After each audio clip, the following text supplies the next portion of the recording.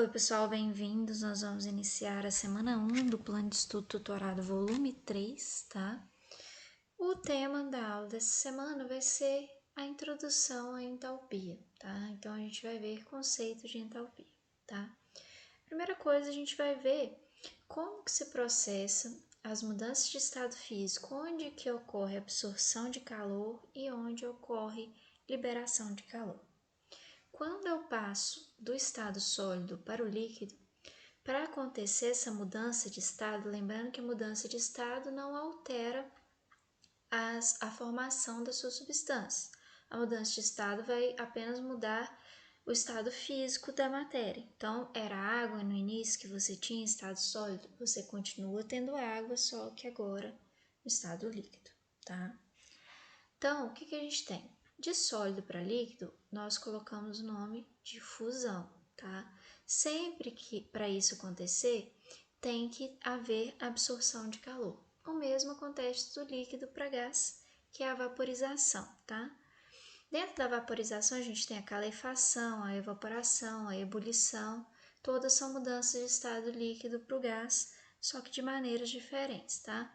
Então, a gente tem que de sólido para o líquido, de líquido para gás, tem que ocorrer uma absorção de calor para ver essas mudanças de estado físico. O mesmo no caso da sublimação, que é do sólido para o gás, tá? Agora, quando eu estou no estado gasoso e vou para o estado líquido, que é a condensação, aí ocorre uma liberação de calor, tá? O mesmo ocorre quando estou do estado líquido para o sólido. É só lembrar que para vocês produzirem o gelo, vocês colocam a água em estado líquido dentro de um freezer, que está a uma temperatura muito menor. Esse líquido que está lá dentro da forma, ele começa a perder calor, então ele libera o calor para o meio que ele está, até atingir o estado sólido, tá? Então é isso, gente. Quando eu passo de gás para líquido, que é a condensação, de líquido para o sólido, solidificação, e de gás para o sólido, eu tenho que liberar calor. E o inverso eu tenho que absorver, tá? Então, aqui da esquerda para a direita, a absorção de calor. Quando for mudança de estado da direita para a esquerda aqui, é liberação de calor, tá? E existem também reações químicas. Essas reações podem ocorrer com liberação ou absorção de calor, tá? As reações que a gente chama exotérmica ocorrem com liberação de calor. Por isso mesmo, o ΔH dela é negativo, menor que zero. Por que isso acontece? Porque se libera calor, os seus reagentes, para se tornarem produto, vão liberar calor. Então, o seu produto vai estar num nível aqui de entalpia menor do que a dos seus reagentes. E quando eu vou calcular o ΔH, gente, é sempre H dos produtos menos H dos reagentes. Então, se o produto que está aqui tem um H muito menor, uma entalpia muito menor, quando eu faço produto menos reagente, eu vou obter um número negativo, porque o reagente aqui é maior, está com esse sinal negativo. Então, meu final aqui vai ser um ΔH negativo, tá? Vamos supor que aqui seja 10 e aqui 70. Então, eu teria 10 menos 70, vai ficar menos 60. Então, toda vez que eu tiver uma reação exotérmica, tem que ter liberação de calor, o ΔH tem que ser negativo, ou seja, menor que zero, tá? Então, sempre, para sua reação exotérmica, é isso que vocês vão lembrar.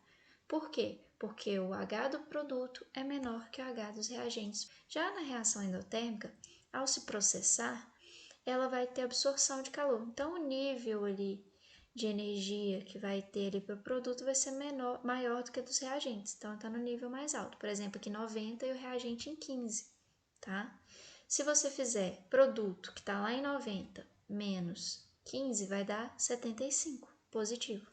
Então, a reação endotérmica se processa com absorção de calor, o ΔH vai ser positivo, ou seja, maior que zero, porque o produto aqui é um número maior do que reagente. Lembrando que o ΔH é sempre calculado por produto menos reagente, que é o final, que é o produto, menos inicial, que é reagente, tá? A reação exotérmica, normalmente, vocês lembram bastante dela quando tem queima. Os processos de queima liberam calor. Então, são reações exotérmicas ali, tá? Aqui algumas atividades, ele fala o seguinte: em um texto encontramos a seguinte frase: quando a água sofre fusão, então fusão, gente, é quando passa do estado sólido para o estado líquido, tá? Não pode esquecer disso. Coloquei aqui embaixo, ó, sólido para líquido. Ocorre uma reação química. Olha só, quando eu tenho mudança de estado físico para sólido, para líquido, para gasoso, de sólido para gasoso, tá? Eu sempre tenho uma transformação física. Eu continuo tendo água ao final do processo, eu continuo tendo gás oxigênio ali, só que o estado dele vai mudar. Então, isso não é uma reação química, isso é uma transformação física, é uma mudança de estado físico, tá? Então, isso aqui já está errado. Exotérmica. Lembrando que quando eu passo de sólido para líquido, lembra que você pode tirar o gelo. O que vai acontecer com o gelo ali? Ele vai absorver o calor que está ali das imediações e vai passar para o estado líquido, vai fundir, tá? Então ele tem que absorver calor. Quando eu passo de sólido para líquido e de líquido para gasoso, eu tenho que absorver. Então tem duas informações aqui erradas. Não é uma reação química, é uma transformação física ou mudança de estado físico, se você quiser ser mais específico. E ela não é exotérmica, ela é endotérmica. Para você passar de sólido para líquido, você precisa absorver calor. Então, é uma absorção de calor e é uma transformação física. Então, ali eu tenho dois erros, porque não se trata de uma reação química, não mesmo, nem processo químico, nem o processo químico é exotérmico, exatamente. Isso aqui é uma transformação física e não uma reação química. Na reação química, você tem inicialmente um produto e no final vai obter outro, tá? Você tem um reagente que vai ser diferente do produto lá no final, que é o que não acontece aqui. Você tem água no estado sólido e água no estado líquido, não mudou sua substância, tá? Então não é uma reação química e nem é exotérmica, é endotérmica. Então letra D, dois erros, tá? Aqui, considere o seguinte gráfico, 2. Então aqui eu tenho A mais B formando AB, 2 mols especificamente. Então eu estava em um nível maior e fui para um menor. Então para eu sair da parte de cima aqui, ó, de entalpia nessa altura e descer, eu tenho que liberar. Então eu vou abaixar aqui a entalpia dos produtos, tá? Vai ser menor do que a que eu tinha inicialmente. Então, toda vez que eu tenho liberação, eu tenho uma reação exotérmica que obrigatoriamente tem o ΔH negativo, tá? Porque quando eu fizer aqui esse número, que pode ser 10, menos esse aqui que é 40, 10 menos 40 é menos 30, então o ΔH é negativo. Sempre que houver liberação de calor ali, eu tenho um ΔH negativo. Então, o ΔH é negativo.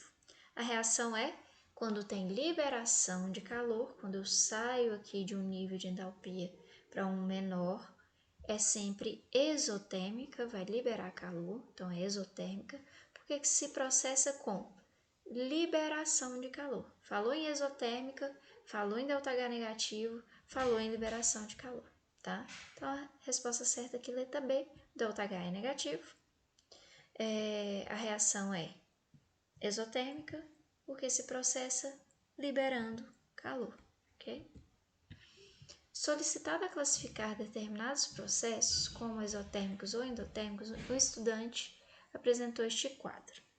Processo. Então, ele falou queima do álcool. Queima, eu comentei para vocês, que é exotérmica, tá? Então, ele falou que classificou como exotérmica, está corretíssimo. Solidificação da água. Solidificação da água, gente, é quando eu passo do estado líquido para o sólido. Do estado líquido para o sólido, lembra que é quando você coloca no freezer, então vai ter que perder calor? Também exotérmica, libera calor, tá?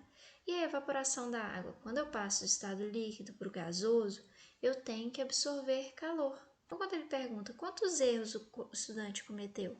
Nenhum. Tá tudo correto. Toda vez que você vê queima, gente, libera energia, libera calor, energia em forma de calor.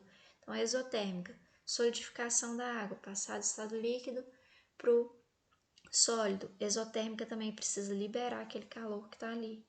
E a evaporação da água, endotérmica, porque eu passo do estado líquido para o gasoso, eu tenho que absorver calor.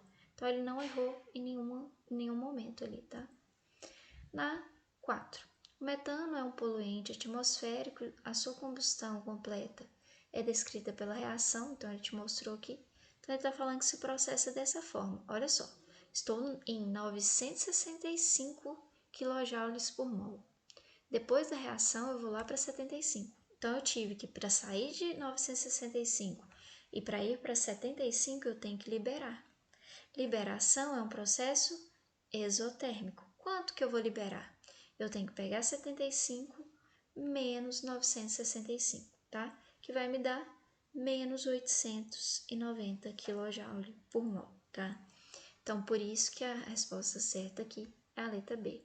Lembrando que é sempre produto menos reagente. A entalpia do produto aqui é 75, menos a do reagente, 965, é igual a 890. Ele te deu que a entalpia está em kJ por mol.